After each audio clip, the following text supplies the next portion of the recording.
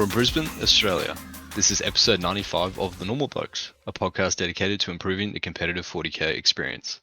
I'm Luke, and today I'm here with Denise. Hey everyone.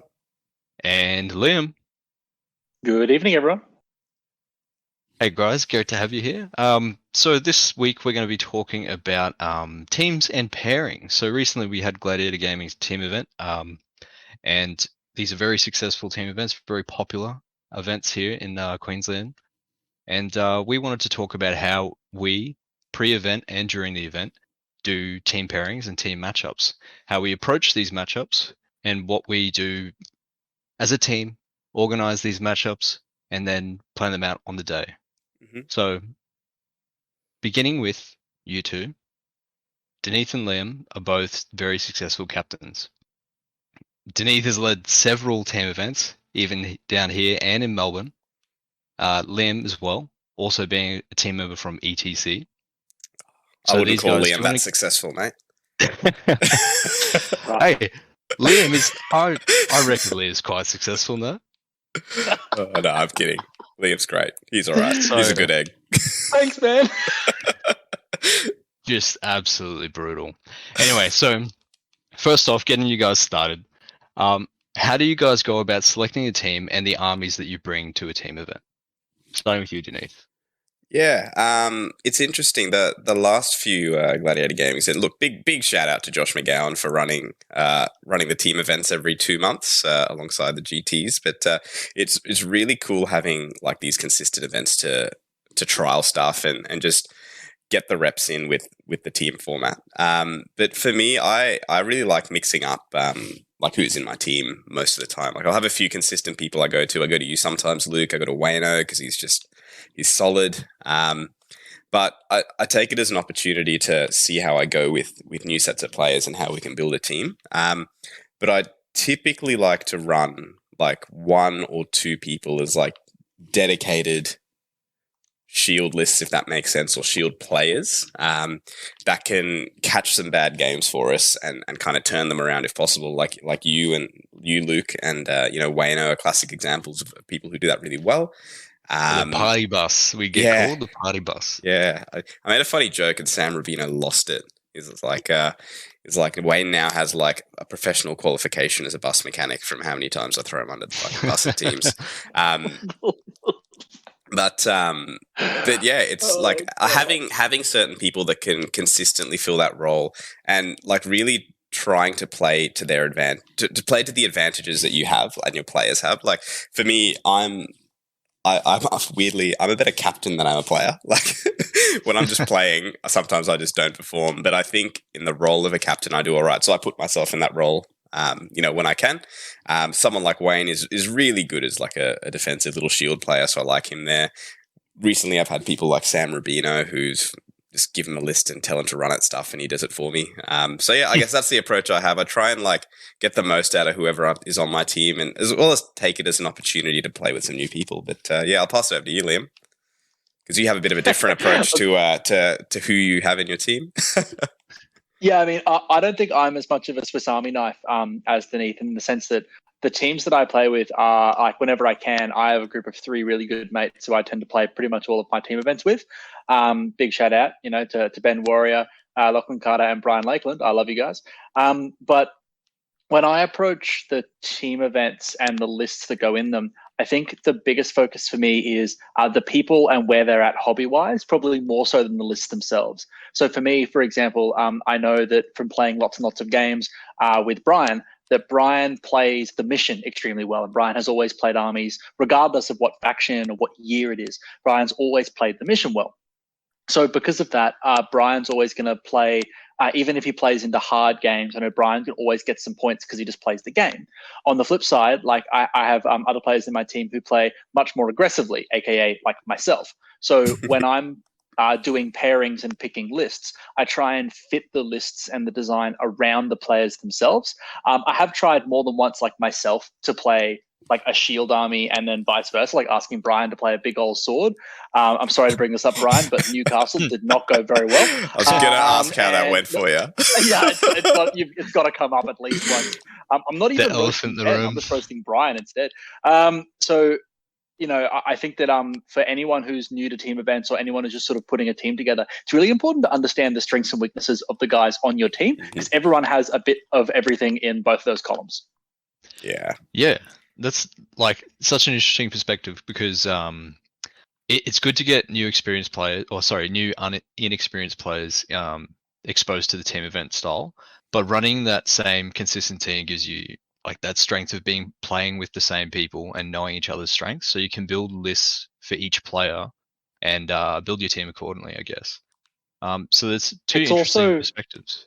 Yep.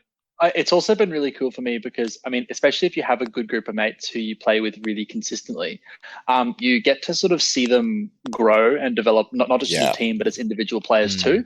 I've played, honestly, I'm approaching probably, I'd say well over a dozen team events with those same three guys. And so when those guys do matchups, by and large, like I know that they're either correct or they're wrong. And if they are wrong, they're wrong in the same way as I've seen many times. So I know how to correct and sort of make it work. Yeah. As someone who's doing matchups, to be clear, with all of those guys' help, we kind of make it a bit of a team effort. Whenever I'm doing matchups and stuff, it's really good to sort of know the organs in your team so well. Yeah, definitely. I've done a little bit of data after some events, to the point where like I know that a Wayne yellow is better than a Deneth yellow or a Sam yellow, and like I know a Sam green is better than a Wayne green and stuff like that. So you're right, William. It's really interesting to see how people like do in certain matchups over time, and you can almost make your decisions on what you put people into based on that. And that's really cool. Yes, 100%. Yeah, it's really interesting because there's different ways that people take these team events. So some people follow like the sword and shield matchup sort of process style that you mentioned, Denise, and others follow, I guess, a bit of a willy-nilly, just go for it on the day, see how it goes, and others have even different styles. Yeah. Do you guys follow any particular style? I know, Denise, you said sword and shield, but Liam, do you follow any other sort of style that you sort of go for, or just play for the player? So no, so for me, it kind of builds on for the players. But for me, my focus is always on put up and champ. So I look at lists less so as can they be a shield or can they be a sword, as and this is especially important in the pairings process, which I'm sure we'll talk a bit more later on. I look most at who can go up and play the most of these people the most reliably. But a little bit deeper than that, I look at what's most likely to happen if I put X list up. What is my opponent likely going to put into it? And like a good example of that, like at the last team event when I played your team, Denise, is that we were under the impression from the banter that someone would be bussed into me, and I did expect it would be the bus mechanic himself. And it happened twice, because we played twice at the one event, which was very fun. And I played the same opponent twice. Lovely. I played Wayne both times. So like for me, Luke, that's pretty much what I do. I always look at especially in 4-man teams, I think it's the most important thing you can do, because people think that you get to decide 4 matchups. You don't. You really only get to pick one.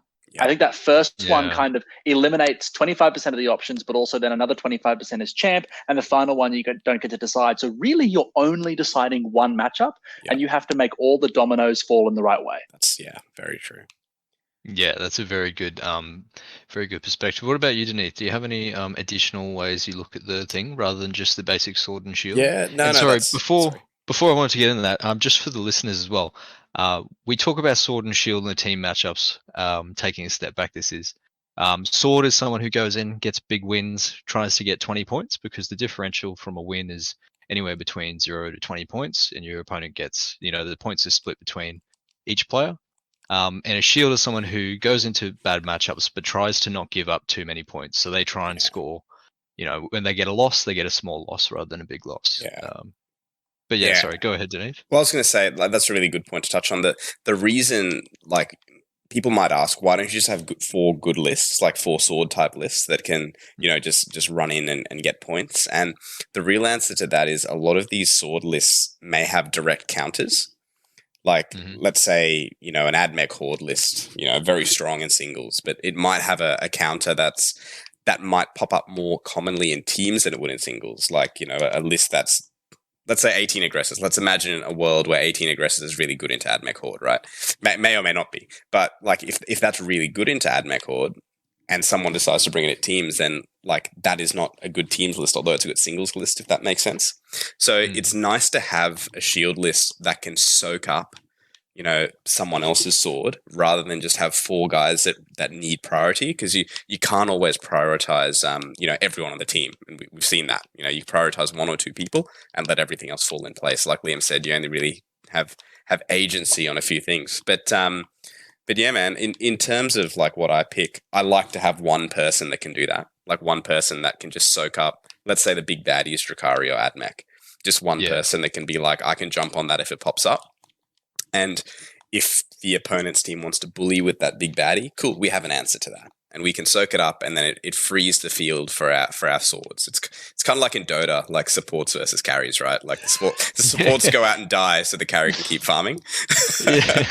So like that's really important. I also like to have people that can take advantage of the tables, and I think Liam does this a bit better than me. Where like the last few events, Liam's had someone on their team, like this one was Liam with the Necrons, that just love a good open table. Especially if they know someone's getting bust into them, they can take advantage of that. So I like try to do that. This time we tried to do it with Nathan with his orcs, giving him heavy tables. We probably could have done that a bit better, but it's still, important to think about. But I guess the main thing is going in with a plan, and that plan might change when lists come out, when you see your actual pairing spreadsheet or, on the table or the terrain or the mission on the day. But I guess having some kind of plan, like Liam said, is pretty important for me. Yeah, for sure. Important. Interesting point on the terrain, which is something that we're going to cover a little bit later. So yeah, having those swords, I definitely agree in my experience, because you can build a team where, I mean, it happens nearly every time. You build a team of 4 lists that you think are super strong anyway, right? And then you get to the team and you start doing your pairings pre-event. Yeah. And you're going through your matchups and you're like, oh, okay, this one, yep, I'll probably lose this one pretty bad. And there's always that one list in the opponent's team that no one wants, right? Yeah. And it's almost unavoidable, right? Because there's so many like permutations of this. Yeah. So you're going to run into that, and when you have that person that goes, yep, okay, this list doesn't really care about what your opponent's army is. Yeah. That list just scores points and does its thing, kind of like your list, Liam. Like your list, the Necrons, just scored points almost regardless of who it versed. But then it also had its good and bad matchups. 100%. Yeah, like, and that's exactly right, Luke. Like, if there's something on the opponent's team that no one wants to play, I would rather throw up a list that can shield and score points on their own than a sword list that will just fall over if something goes wrong. So having that option is really important. And as well as like having, like Liam said, with the consistent team roles of like a put up and a champ, that's super handy as well. If you can just predictably do that. And there's argument that makes your team and your matchups a bit more predictable to other people. But look, I mean, it's a solid choice. Like it's still solid stuff. It keeps your game plan consistent. I really like that. That sort of perspective you take on that, Liam.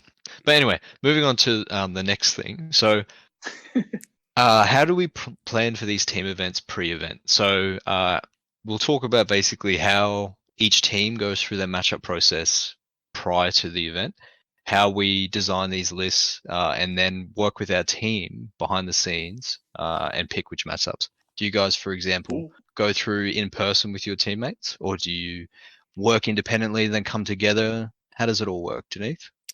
Yeah, so this team event that we had recently, the August Gladiator Gaming Teams, was the first time my team didn't come together and talk about matchups, and we got shat on. So, like, I think it's pretty important.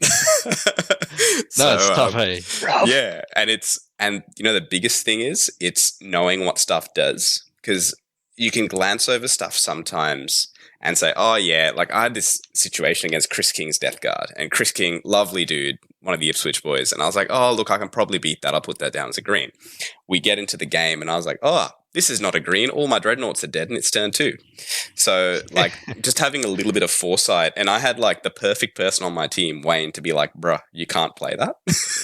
So, like, getting together with the team, and Liam will probably talk about this too, is quite important just to iron out the kinks on the pairing spreadsheet and just try and get some stuff down that you might not know about. And if you need a practice game to figure out what the matchup is, like, that's really important as well. What do you think, Liam? I mean, I think whenever you're going to so let's say you look at a 12, for argument's like a 13 team event. You've then got 12 other teams with 4 players each in a 4-man. So you're rating 48 matchups, but you're not rating 48 matchups. You're actually rating a lot more, because not only are you rating 48 games, you're rating 48 games on potentially 4 different sorts of tables. Because when you're thinking about tables, they change 9th edition games massively, like a huge amount. If you're playing against an AdMech horde list, but you happen to be playing it on an extremely dense WTC table where literally none of the guns can draw line of sight to anything, you have a much greater advantage than if you're on Planet Bowling Ball and you just feel like dressing in a pin costume for the day. So at the end of the day, I think you really have to think so much about the table pick. And that's what I tend to do with my team. So like you mentioned, Denise, I think meeting up with your team is massively important, not just to do your pairings, but talk about stuff that people might have gotten wrong or not really understood. The best example of that is new content. For example, like Thousand Suns and Grey Knights. Luke and I have been all over these 2 factions, and at the next team event, I'm sure that when we are looking at doing pairings, we'll be able to explain to our team what certain things do better than, for example, a quick Google search might actually show. And that's going to be really, really valuable, especially for people who don't play that faction and might not have been paying, as much attention to the Goonhammer article as, say, I have. I've read it 3 times. So when I meet up with my team, we review that. We think about how certain matchups go, and then we focus on the extremes. If somebody's told me that it's a red and they say, look, if I play this game, I'm literally going to get 0 points, I'll ask them stuff about it. I'll be like, okay, if you play that game on a super light or a super dense table, does that change? And I think those questions become super important when you're doing your plan. Because like I said, if you can control that first matchup, you've changed a lot of the round. If, for example, there's someone on my team who knows they get turned into a trash fire if they play a certain opponent, but a certain table will potentially flip that game in their favor. If we put that list up, we might get the pairing that our opponents think they want, but then we get to pick the table, because whoever gets put up gets to pick the table. So for me, I probably spend more time talking about table pick. We spend hours and hours and hours, me and my guys, talking about table pick. Hours and hours talking about more than the matchups themselves, because I think for me that becomes the most important thing. Even for those who aren't in Queensland, all of our team events are run by Josh Mcgowan at Gladiator Gaming, and he has extremely consistent tables. He's made all the terrain himself, and it's very functionality and tournament focused. It's great. Even though the terrain is really consistent across the 4 tables, there are slight variations. Very slight variations in the tables, and even those slight variations change the game entirely. Luke mentioned it before that I was playing a Necron army at the last event, and a simple thing as 2 of the central ruins in some of my games against Wayne Denise were rotated 90 degrees, whereas other tables they weren't.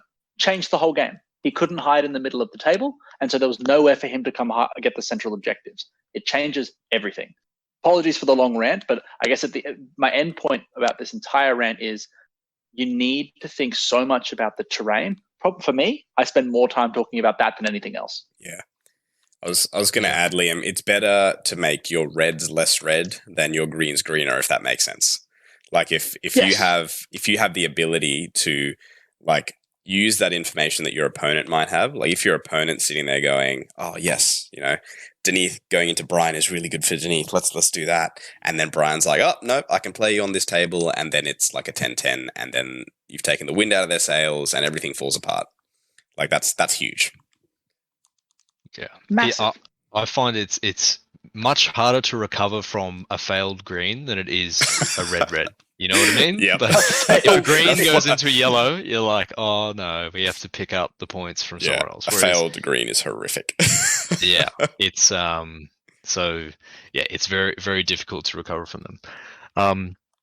So that's interesting. So one of the things as well from the Gladiator Gaming tournaments that we have, the team tournaments, is Josh gives us in the tournament pack the missions for each round. So after we find out who we're playing, typically before the event, we get informed in advance who we're playing on the first battle round, and then in between battle rounds, he'll put up the round, probably I'd say maybe half hour before or so. We have between battle rounds to see who we're versing. I wanted to get your guys' opinions on how you guys prepare in that sort of time space where you finally find out who you're versing, and then you know what actual mission you're playing, and how you guys incorporate the different pairings and matchups in that process. Liam, So you want to go first? Oh, okay. Oh, no. Give it to Liam. Thanks, Gaz. So for me, when I'm looking at the mission, two questions that I always ask myself: is it a hold 1? Is it a hold 2 mission? And what's the deployment like? Same things has been the case for 40k for a couple of editions now. If you're playing a shooty army and you like to keep distance, the hammer and anvil missions are typically better. And if you're playing a horde army, you also tend to like hammer and anvil because it's very difficult for people to get around you. You can sort of box people in and play the mission. Mm. So from my perspective, especially when I've been playing with the same guys for a long time, I know, for example, that Brian, as a player, especially now that he's playing Drukhari, he plays the mission. And so from that perspective, I think in any game where you're playing a domination, I think is what they're called, the hold 2, hold 3 missions for 5 and 10 points respectively, all of his matchups are upgraded on these sort of missions. He always does better in the hold 2 missions. It's Brian Ascendant. Well, I forget what Orican the Diviner does when he goes Ascendant, but that's what Brian's doing in Vital Intelligence. That's what Brian is literally channeling Jupiter, and it's, I don't know, Venus is in retrograde or something. But he does well in those missions every time. The flip side is for armies that I tend to play, I like missions like battle lines because I can just sit there and blow people up. So I think that the mission is really important, primarily from a list design perspective, because certain lists are just going to prefer certain things. Yes. Yeah, 100%. And Denise, what about you? I think that the cool thing that this provides, like if you know your matchup beforehand, is you not only know the team you're playing, but you know the mission. And I think it cannot be understated how important it is before you go into matchups and do the pairings with your opponent, that you look at the spreadsheet, you look at the mission and go, guys, does anything need to change? Yep. Dependent on the mission or dependent on the trainer. That is so important. Like it could be exactly like Liam said, there's some missions that people prefer. And on the opposite note, if you know that about your opponent and if you know that about your teammate, that needs to change. Otherwise the pairings would just fall over. But yeah, I think that first, how crazy is that first 2 days before the event when you know who you're playing and there's just so much like mental gymnastics going on? Like, especially Liam, when you're captaining, right? It's just like, how do you sleep? How do you sleep those first 2 days? You're just like, if this happens, this happens. And if this happens, that happens. But it's kind of cool. But I think the real... you have a particular tournament sleep problem though, man. You really struggle. I can't. I really can't. There's 2 things that get me. I get really bad sleep before an event, and then I get horrific migraines after like the second game of 40k in the day. But those 2 things cripple me. But anyway, the hammers. But yeah, like I think just having a game plan for that round 1 is really important. And that can, the way I see it is, you can offset. How do I say this nicely? Because like sometimes I bring a team that's not always the strongest, but I find I can offset a skill differential between my team and my opponent's team by really good planning. And the really good teams can do this not just in 1 or 2 days, but in like 10 minutes. Like when the round comes out, they can look at the lineup, they can look at the mission and sort that out. So I think it's something that, like, for me, I need to get better at. But I would encourage people who do captaining and look at pairings to try and see how much that mission and that opponent's, what mission you're playing impacts your matchups before you go into pairings. I think that's probably the biggest thing you can try and improve and get a bit more consistent from that, if that makes sense. And now I'm the one rambling, Liam. No, for sure. It makes sense. And one of the common things that we see in pairing spreadsheets is you'll get like a yellow, which is like a draw 10-10, but it'll have a note or something, depends on mission or depends on terrain. So definitely it's worthwhile putting in notes in your pairings rosters that let your captain know how they're going to deal on different matchups depending on terrain and mission, because they actually play a huge factor. Like when you consider, as you said, Liam, Brian, I find, likes to play a lot of MSU armies. So a lot of these multiple small units, troops heavy, kind of shock troops where they go in and they do like these surgical little moves. And I find those types of armies work really well on hold 2 missions, because you can just throw some troops in, then take your opponent off holding 2, and then they're stuck on 5 primary for the next battle round.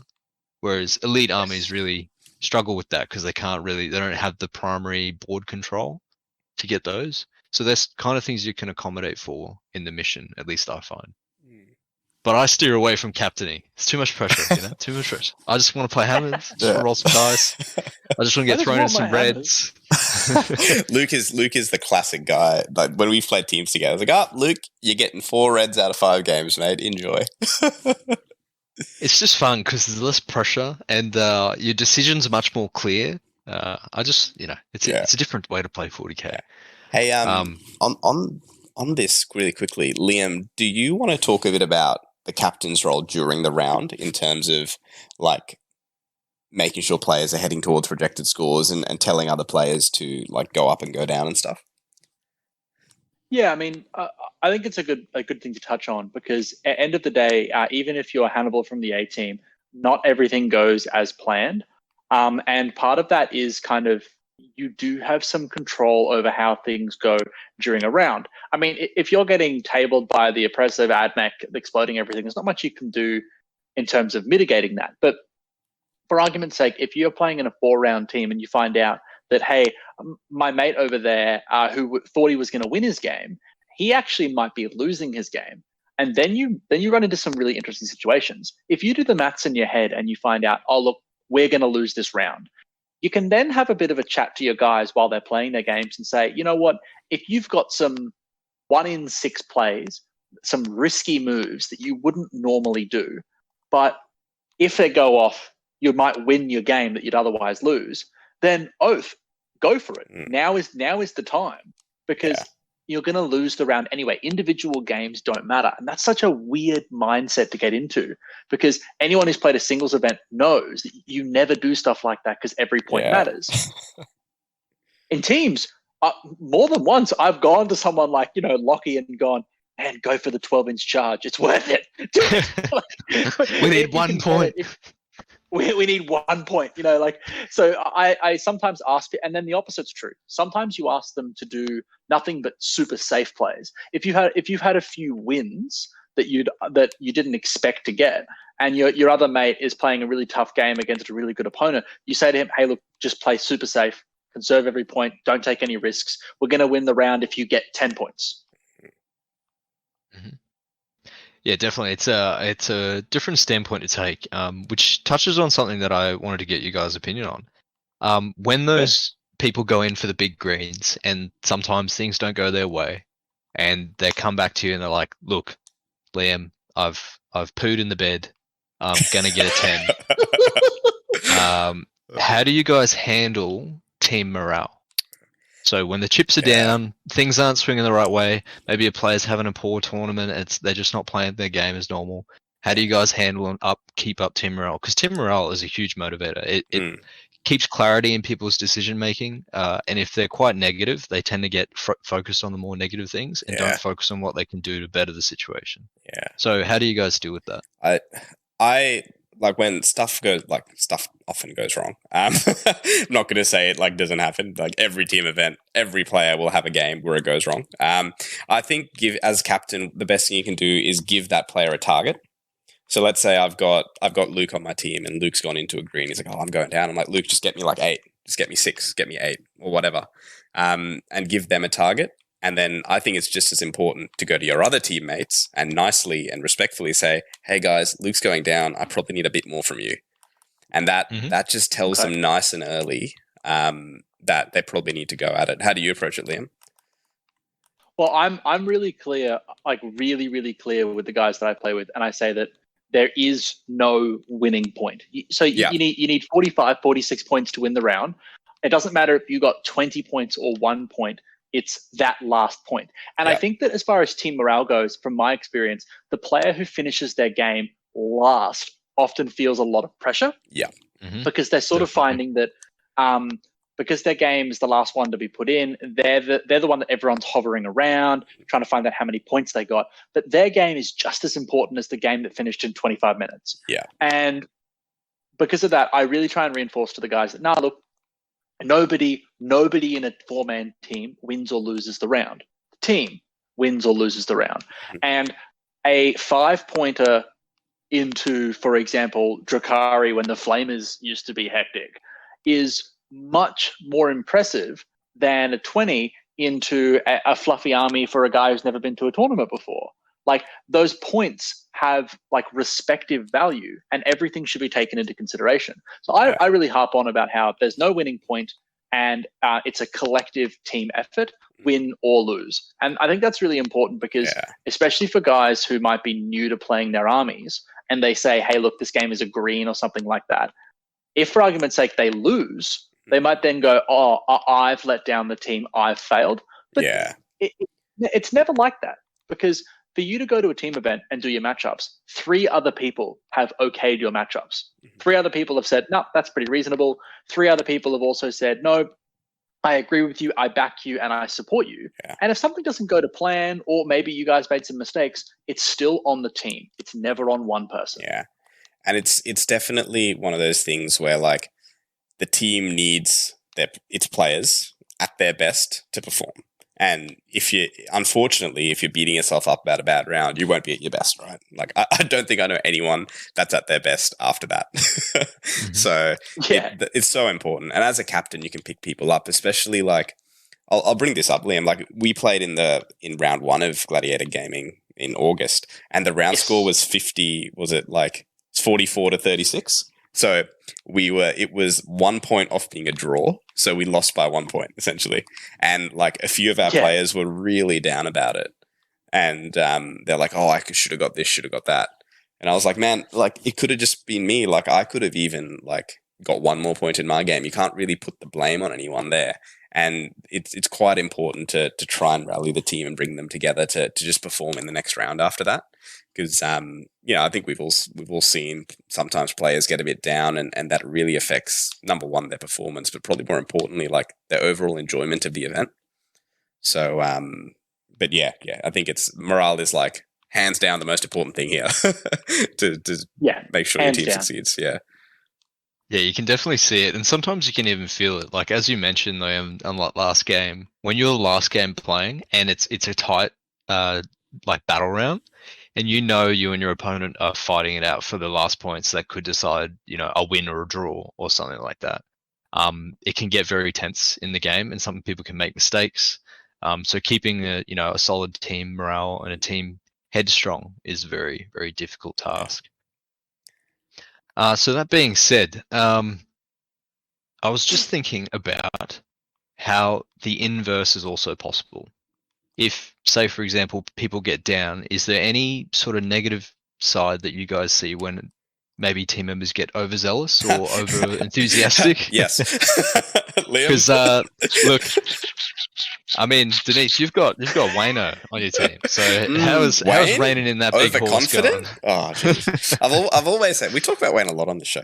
I always tell Wayne, and it came up at ATC once, Wayne is a really great loser in that he takes all his feedback and he really looks to improve his game, but he's a horrific winner when he's winning. It's like, hey, Wayne, how are you going? Oh, I'm fucking smashing this guy. I'm like, calm down, Wayne. He's right in front of you.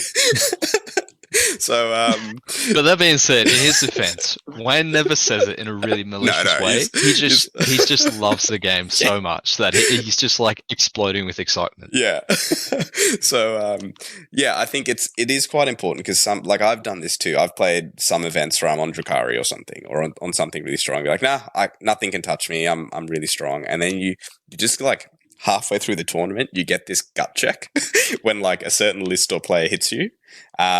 So one thing I've done with a few players, like in my team, is before any round after pairings are done, like certain players will come to me and be like, Denise, I'm taking this secondary, this secondary, this secondary. Do you think this is a good idea? And that usually is an indication of like how confident they might be into that round. If they're taking like, stupid secondaries, it's like, let's say it's Luke, for example. I'll be like, Luke, have you thought about this? It might be safer to take this. And then that's a good way to kind of rein in the overconfidence, if that makes sense. But yeah, that's a tricky one, isn't it? Like it works the other way. You want your team to be happy and confident, but you don't want it to be at the detriment of the result. What about you, Liam? Any ways that you sort of keep the head on the cap? I think whenever again, for me, one of the good things is that I guess I've kind of, guys that I play with, I know them all really well, and sort of I know their strengths and their weaknesses quite well. For me, if we've got a pairings wrong, I always say, we've learnt something from this matchup. Because one of the biggest advantages I have from a team morale perspective, for me as well, because I mean, you're not invincible as a captain. You don't go, great, we just got absolutely diddled. This was amazing. You also are vulnerable to that yourself. So let's say we lose a round and we look back and we go, oh, that game was actually really good or really bad for one of our players because of X, Y, Z. I know that we're going to play another team tournament. That list might be there next time. And I say, let's remember this. Let's match it up differently next time. And even if you don't play with the same guys, that attitude that every game that you play is a learning experience is probably the best thing you can take to a team tournament, because everything you learn is relevant to your team members too. If you get run over by a list that you were scared of anyway, but it's even worse than you thought, go to tell your friends, tell your family, to tell them, because then they can learn, they can evolve, and they can adapt when they do their pairings for the next event. Yeah. And like another thing is we're quite lucky that we have these consistent events. But in saying that, I don't remember like if I played a game poorly or well in the team event in February of last year. So like the games and the results long term really don't mean anything. It's what does mean something is the level of play that you can like achieve long term with the practice, right? So if you go into it thinking, like Liam said, if you can just improve from even the mistakes you make, that will make you better for the next one. Yeah, exactly. And it's those sort of mistakes where you kind of you forget the games, but you remember the mistakes, sort of thing. Yeah. Where you're like, oh yeah, that was a big mistake. But the thing is, like one mistake is to me is better than 10 wins, because it's just something where you can refine. You can panel beat it back into shape, and everything works out down the hole. And touching on that, I versed. Speaking of keeping people's heads in check, I was playing a last team event, and I ran the Kronos list. And I versed Liam, and he was running Magnus, T-Suns, and Noise Marines. And I was playing this Kronos list, and I thought, man, these Kronos, they're just so points efficient. They do so much damage. They tank so much as well. And they never die, and they revive, and they're just awesome, and it's unbeatable.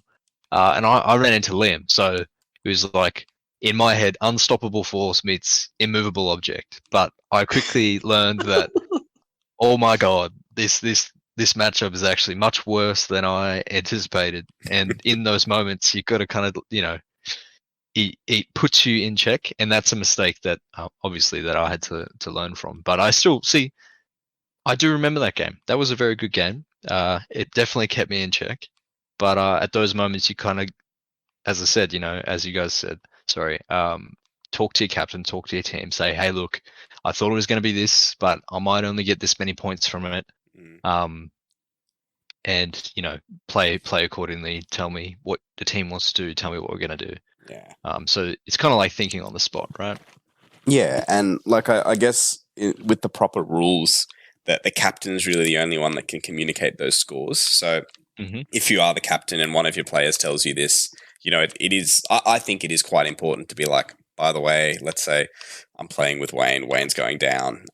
It's. I think. Let's say I'm talking to Nathan. I'll go, Nathan, instead of a 15, I need you to push for that 20. Do you reckon you could do it? And it's like, oh yes, no. Then I'll go to the fourth person and be like, oh, can you do this? And they might say yes. So I think that being able to change gears mid round, it's pretty important if you want to have a chance when stuff goes wrong.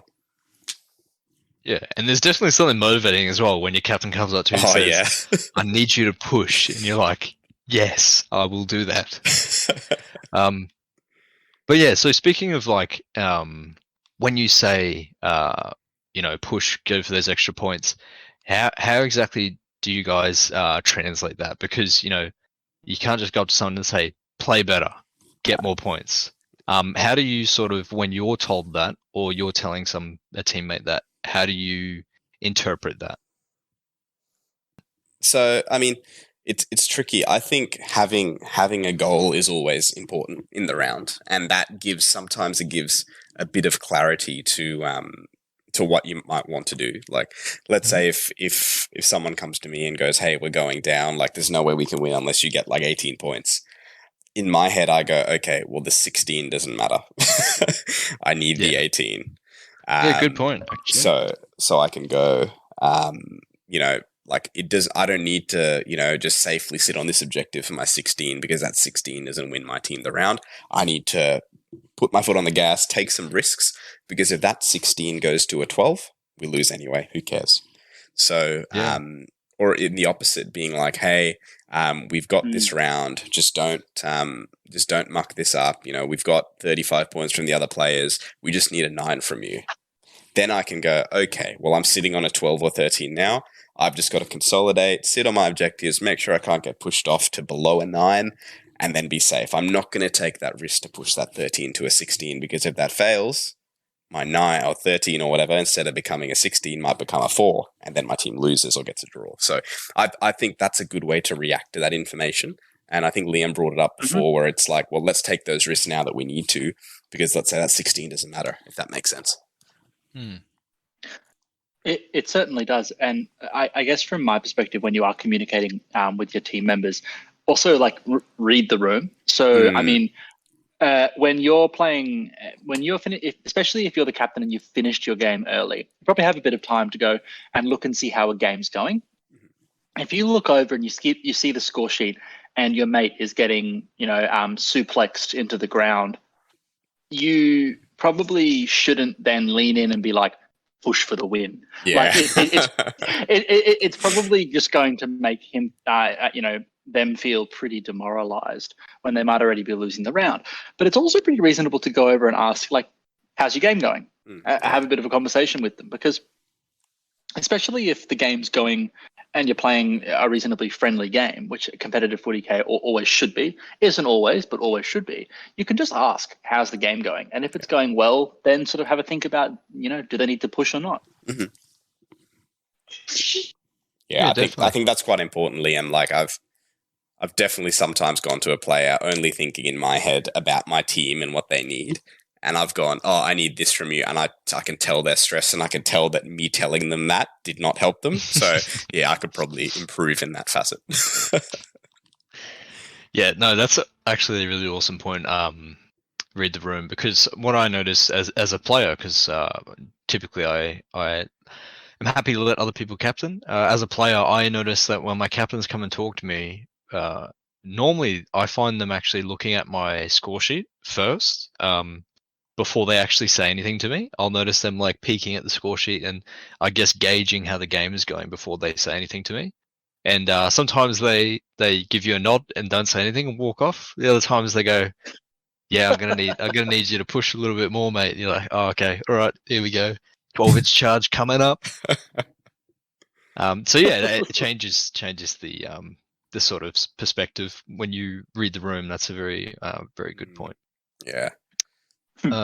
So one other thing I was going to ask, which comes down to the secondaries. When talking to your teammates, do you often go through secondaries with your teammates prior to each round? Do you wait until you find out the pairing and then give some advice on the secondaries that they should take? Do you wait until you see the mission and then go, "Yep, this mission secondary," or "Hey guys, if we get this mission, make sure you take this secondary because it's just absolutely bonkers"?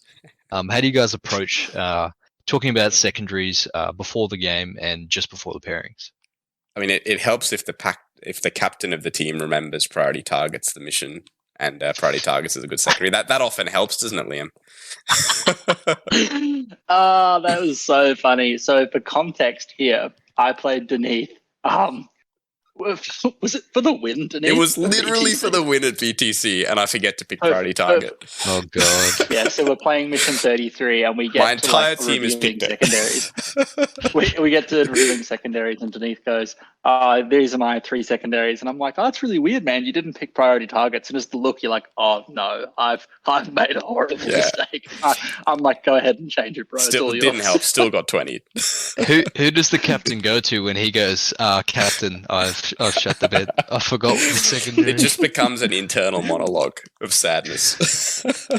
Hello, Well, darkness. The sad saxophone. When we do pairings, one thing I really encourage the guys to do for the important rounds, and by that I mean if you know that a game's really good for you, don't spend much time on it and move on. But if you know you're going into a hard game, a red or an orange or even a bad yellow on a certain table, I encourage the guys to think quite a lot about what secondaries are you going to take if you're going to play aggressive, and what secondaries are you going to take if you play defensive. Have some preset ones in mind. If you're going into a bad game, you know that they can just sort of kill you in shooting, and you're playing like an army that can score points in your deployment zone. Take things like banners while we stand and something from your codex if you have it, because you'll always score some points. And at the end of the day, like we touched on, there's no winning point. Every point for the team matters overall. If you get 5 points out of a terrible game, that's really, really important. I kind of like to tell my guys pre-event, make sure your list does something irrespective of your opponent. Like, make sure your list has certain go-to secondaries in let's say 80 to 90% of games. So if I could take my Deathwatch list as an example, it does engage on fronts really well. It does retrieve Octarius data fairly well. And that third one will either be something like, Oath of Moment or Suffer Not the Alien, or, a mission secondary, if I remember priority target. So I think having that plan pre-event is good, but I think there's definitely merit in just reassessing that once the pairings are out, just to see, because the pairings coming out could kind of, let's say in a certain situation, Sam Rubino's Drakari are a big sword, but at this time I need him to conservatively get 12 points. So maybe Sam doesn't take, I'm trying to think of something stupid, Assassinate. Maybe he takes While We Stand on the Cronus and plays a little bit more cagey, takes Herd, and then, plays a bit safer to get that 12 rather than lose the 12 going for the 20, if that makes sense. So I think assessing that before the round when pairings are out is pretty vital too. 100%. Yeah. Sorry, I was just trying to kill a hunter in Halo, so I might have said like 20 things in one long sentence.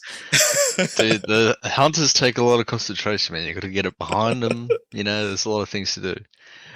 Speaking of that, there's one other thing I was thinking about as well, is when you go into a pairings, you start doing your pairings process, and you go, "Oh no, I'm somehow butchering this battle round. I have not done ideal pairings. Things might be going south." How do you two keep your sort of mental fortitude in check so you don't tilt, and also that you can keep your team in check as well? Is there any sort of strategies you guys use, or sort of internal monologues you like if the matchups have gone horrific? Yeah, that's right. It's a hard time, isn't it? I mean, I think the best advice I have, something that I always do, is always keep smiling, especially in the pairings phase. Yeah. If you are sitting there like a psychotic murderer and you're doing your pairings, the opponent's team will be like, "What does he know that I don't?" Even if my internal monologue is, "Have you ever had your shit pushed in?" Anyway, regardless of what I'm actually thinking, I'm probably going to look positive.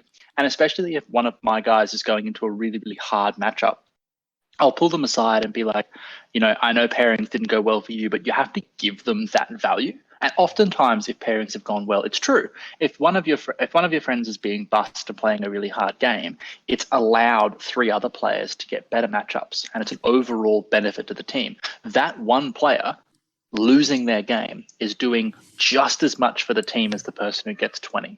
In fact, they might even be doing more. So I kind of give them that pep talk and make them understand that what they're doing has immense value. Even if pairings have gone wrong, every player has that value, and that's sort of important for morale. Yeah, and I think even if things go a little bit wrong, trying to find a little bit of a silver lining there is quite beneficial. Like even a situation where it's like there's 3 yellows and a green, you can be like, sweet, this person. Oh, let's say a red, 2 yellows and a green. Oh, cool, this person's got a green. Let's say, Luke, how are we going to help you win this game the most? What are you going to pick? Rah, rah, rah. And let's say you go to the red and go, hey, just give them a little target. Let's get 6 points out of this. I know you didn't expect to need to get 6 points out of this, but if we do that, we've got a good shot of winning the round. And that's really where like giving, I think, I've said this a few times, but giving people those targets can really help. But yeah, like if your matchups go wrong, like your whole team knows you're up shit creek. Let's not beat around the bush. Like it's pretty fucked if it's like you give them the little subtle nod and you go, have fun, boys. Good luck. Yeah. But at the end of the day, one thing you can kind of tell the team is like someone here has to pick up the slack. Someone's got to really lift and outshine the matchup spreadsheet. So, you don't know who that's going to be sometimes, but someone's got to do it. And whoever does it will feel like a goddamn superhero at the end of that round. Denise, I know who it is for my team. I'm not going to say who because I want to make them all paranoid, but I know who it is. When it's Brian, isn't it? Nah, it's specifically Lockie's Dreadnought. Yeah. Yeah. The single Dreadnought. Single Dreadnought. Man, I heard stories upon stories of this Dreadnought killing things on the weekend. Oh, why? But that's one of the things I love about team events, right? Is that you have these moments where it's intense for the team. Sometimes often things don't go according to plan. Yeah. Someone pulls through. There's always at least one person every round that pulls through something that maybe just gets you the draw, or maybe just gets you the win, or almost gets you the draw, or something like that. That comes the topic of conversation for the next days to weeks. Yeah, and so it's something definitely I'd encourage everybody. Oh yeah, no, I was just going to say I'd encourage everyone, if you haven't tried a team event, definitely come have an experience. It's a blast. Yeah, and like we all have hilarious stories from like tournaments and singles events, but I think we have like so many more good stories and memories from team events when stuff's like gone really well, gone really bad, whatever. But yeah, I think that's like the funnest part about the game. We ramble on about this a lot, but yeah, like if you're ever in that situation where matchups go shit and you're the guy that pulls them out of the well, that's great. Okay, so any final remarks before we close this episode off? I think we've got a lot of good content here. For the sake of time, we might close it off. But is there any kind of remarks or bits of information that you'd like to give any other fellow captains out there before joining the next team tournament? I would say like there's never a like. Even if you lose, even if stuff goes wrong, that experience will always help you at the next team event. So like if there's someone on your team that thinks they can do a really good job at captaining and there's no one else that really wants to, give them a shot, like just go for it, because it's really cool to see some people, like I've been talking to some of the other team captains as well on how they're approaching matchups, and it's cool to see those people grow in that role. But yeah, no, I think thank you for listening to nearly an hour of our experience, and I hope you thought we had something a little bit valuable to say. Liam, anything to finish up on? In case you haven't noticed, everyone listening, we like team events. Come to them. We'll see you there. I am an absolute glutton for team events, and I will go to any of those team events that are available. They are awesome. Like Denise said before, it's not just the game, because the game stays the same. It's the fact that you are part of a team. It's always going to be more enjoyable when you have people backing you, and it's always going to be more enjoyable when you know that you can rely on others in case you happen to fall down and get shot by an AdMech bin chicken. Come to them. That's my advice to everyone. Yeah, for sure. There's just that camaraderie around the team events that just creates that bit more intensity, a bit more at stake, because you're no longer just in a singles tournament where you get one bad matchup or something and you're possibly out of the running, or you get a feel bad moment. You've got a team there where you may have not a great game, but you can sort of salvage it, and you do it because your other mates are trying to do the same. So everybody's looking out for everybody. And it just creates that bit of a passion behind each battle round, which I find particularly enjoyable. Yeah. Oh, hey, Luke, before we finish, I know we've talked so much about how team events are great, but did you want to talk about our upcoming singles event, the Normal Blokes GT. Plug. Yeah. Plug it. Yeah, for sure. So, as you guys may have heard, we are running the Normal Blokes GT on the 18th, 19th of September. Please check out our Facebook page if you want to buy any tickets. You can also look at it at down under Pairings. However, the link is on our Facebook page. What numbers are we up to now, Denise? We have 40 paid, so we're aiming for 50-ish. We could probably go a little bit more than that, but there aren't many tickets left. The reason I'm saying aiming for 50 is just in case we have any further restrictions. So if we get 50, we'll probably go a little bit more than that. But guys, the tickets are running out, and I've already had a few people today mention they want to buy one this week. So if you're really keen to go, head on to Down Under Pairings. You'll find the Normal Blokes GT on there. It's got a link to the Players Pack. And in the Players Pack, it's got the details to transfer the entry fee to the account. Once you've done that, shoot the podcast page on Facebook or email a message, and we'll put you on the paid list. And payment is really what secures your spot. So we're really excited to host the event. Josh Mcgowan from Gladiator Gaming is helping us. We actually ordered the trophies today, and they look sick. We got like little amazing. Yeah, we got crystal trophies, and they're going to look awesome. They cost a little bit of money, but we wanted to do something for those people who win prizes. So yeah, I'm really keen. 100%. Yeah, and it's so as Denise said, it's sponsored by Josh Mcgowan. So we've got all his terrain that you all know and love.